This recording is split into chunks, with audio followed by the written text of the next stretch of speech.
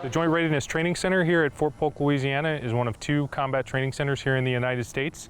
It is the crucible event for United States Army brigades, supported by other joint force elements. Army brigades use this as their training event to prepare and, in a sense, validate themselves before being termed ready for combat or any operational deployments. One of the best parts about this particular training event is that they had a multinational force with them from the United Kingdom, the 4 rifles from the UK's Army Special Operations Brigade, in a sense that really replicates what we'll see in future conflicts with multinational partners, our allies, overseas in combat. The second thing that they learn here is that they do everything by, with, and through a partner force that's generated here at Fort Polk, which is truly what we do in irregular warfare, unconventional warfare, or even large-scale combat operations as a special operations force. The final thing that they learn here is what is RSOF's role in large-scale combat operations and how we, as special operators, can best support brigades and divisions in the future fight.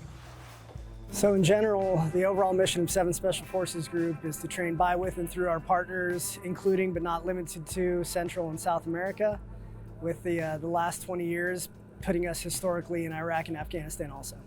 The mission for 7th Group during Jrtc is it's a little bit of a departure from what we're used to due to the fact that this is under the auspices of LSCO, which is large-scale combat operations. Our mission here to support 3rd of the 101st in large-scale operations largely initiated with our ability to take out integrated air defense systems. And after that, if you look at it from a physical standpoint, our ODAs are fighting in the deep fight well behind enemy lines, while the 101st is attempting to gain ground and forward the forward line of troops throughout the fight. So they fight the more conventional war where they continue to gain ground, whereas we continue to do shaping operations in the deep fight that allow the 101st to have those critical assets available. During this rotation, we've done quite a few things to shape the fight for the 101st. The IADS fight was a huge part of it, and what that means is integrated air defense systems. So they essentially work off of each other. So as you have these systems all around a battlefield, essentially, the radar in one area can pick up targeting data for a rocket in another area, and unless you destroy the main system, the hub, at the end of the day, no aircraft can fly into that area. And an airborne unit that's planned at air assault like the 101st, if we can't get those birds on the ground safely, then the mission's already lost. So our first job was to destroy the IADS equipment, which we did. But after that, it becomes about enabling the warfighter from the 101st to operate with impunity on the ground. We did this through things such as reconnaissance missions on strategic assets like radar and missile silos and whatnot. One of those was there was a port that belonged to the people of Arnland, but the Jrtcans had taken control of that port. When they took control of that port, they used it for logistics. We couldn't destroy the port because we didn't want to destroy critical infrastructure for the people in Arnland. So we ended up just disabling it for a period of 7 days, which stopped the flow of equipment and resupply to the enemy. Our detachment has been tasked with infiltrating behind enemy lines in order to enable operations for the 101. So conducting our own targeting and choosing targets that are suitable for special operations in order to enable 101 to continue their objectives.